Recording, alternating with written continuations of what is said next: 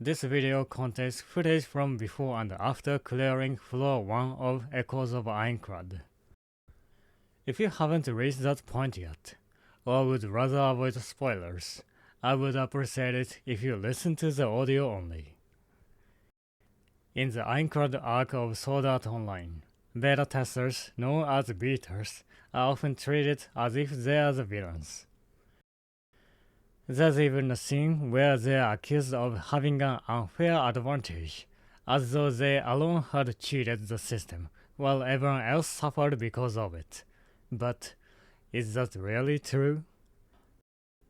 In this video, I'd like to explore 3 things: jealousy, the situation beta testers were placed in, and what the best course of action for a beta tester would actually have been.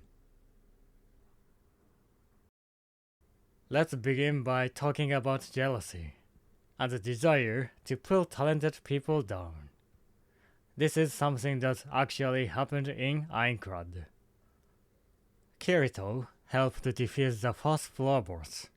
In doing so, he contributed to the survival of everyone present, yet despite that, he was blamed. The irony is that without Kirito, everyone there might have died. If Kirito hadn't stepped in, Diabel's death would likely have thrown the entire raid into panic, and the Kobold Lord would have overwhelmed them.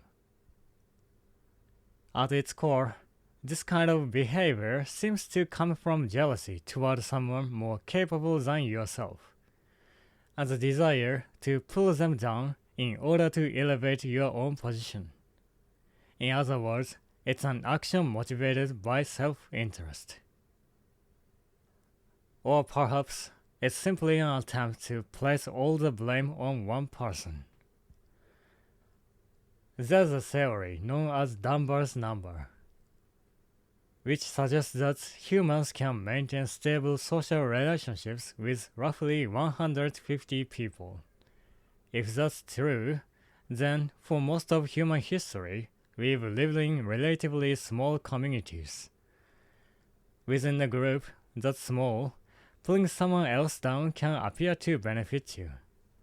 If there are only 10 people ahead of you, and the strongest person disappears, your own position improves. But it comes at cost of the group's overall strength.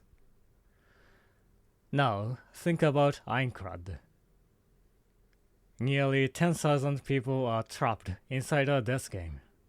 By attacking someone like Kirito, the kind of player who has the greatest chance of helping everyone survive, Kibaou might gain one position in the social hierarchy. But he also dramatically lowers everyone's chance of survival, including his own. In fact, Kibaou himself is more likely to survive if Kirito stays alive. We don't know about Kibaou's true intentions, but trying to tear down the most capable people around you doesn't just endanger everyone else. It puts your own life at risk as well. In the end, it helps no one. That said, I don't think Kibaou is beyond sympathy, nor is my intention to condemn him. We don't know exactly what kind of a relationship he and Diabel shared. If they were close friends or comrades who had fought together, it's understandable that seeing Diabel die right before his eyes would make it difficult to think rationally. If his accusations came not from jealousy or self-preservation, but because he simply couldn't accept his friend's death, then I can understand that. Even so, blaming the beta testers still goes against everything Diabel stood for.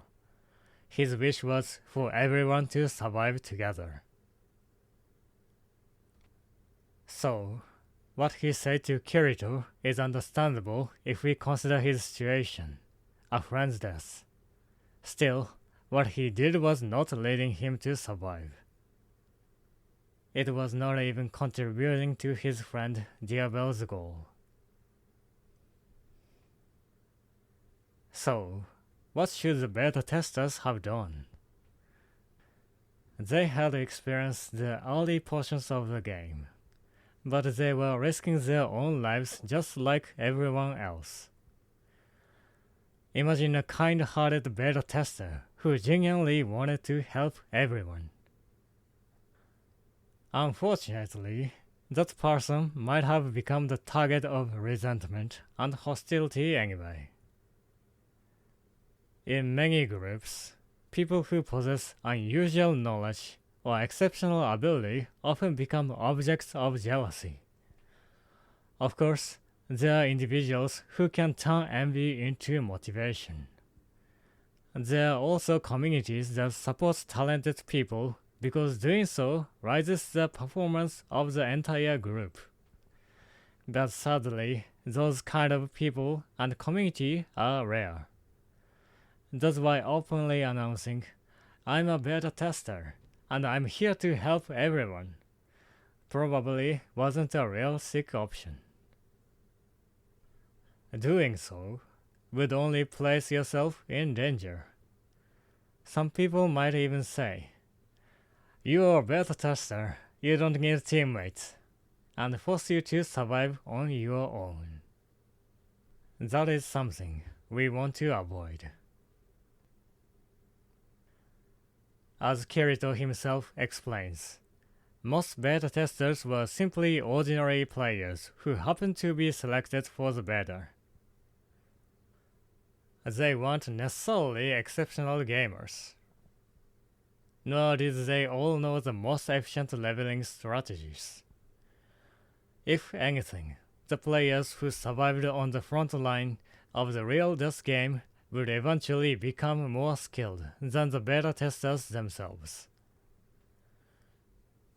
On top of that, Akihiko Kayaba intentionally changed the boss patterns and introduced unpredictable mechanics that differed from the beta. Players who relied too heavily on beta knowledge were actually at greater risk of dying. Anyone who has experienced Death Game mode in Echoes of Aincrad already knows why. So, what should a beta tester actually do? I think there are three realistic options. First, simply participate as an ordinary player without revealing your background. Second, sell information as a business, like Argo.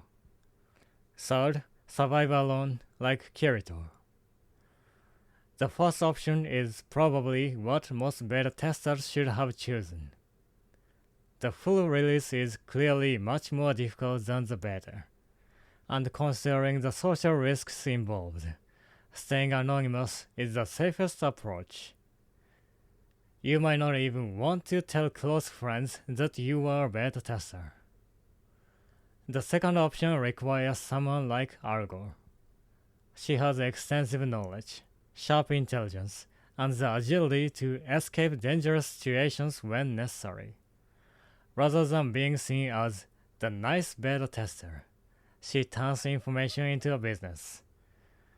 She protects herself while also providing something valuable to others. I don't think this is a strategy just anyone could use. It's something Argo can do because she is Argo.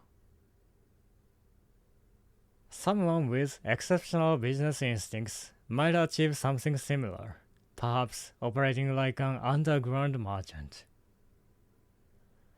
The third option is only possible for people who have both the strength to defend themselves and the instincts needed to survive.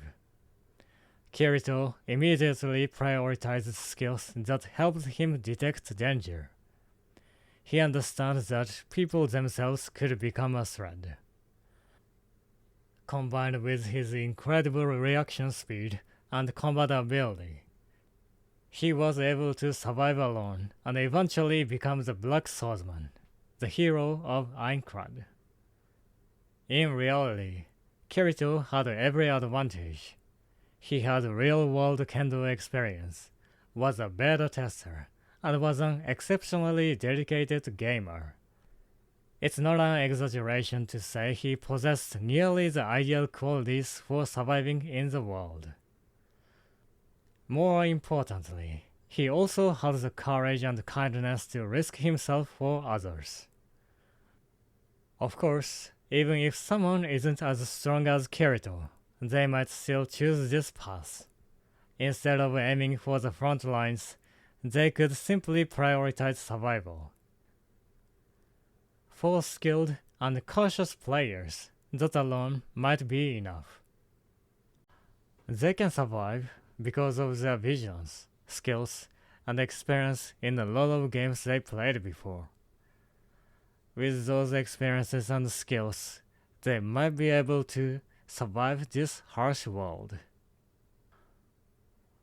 So, what do you think about the beta testers? Would you be grateful that they existed? If you were a beta tester yourself, what would you have done? Would you try to survive in the world alone? Or make friends and protect them? I'd love to hear your thoughts in the comments.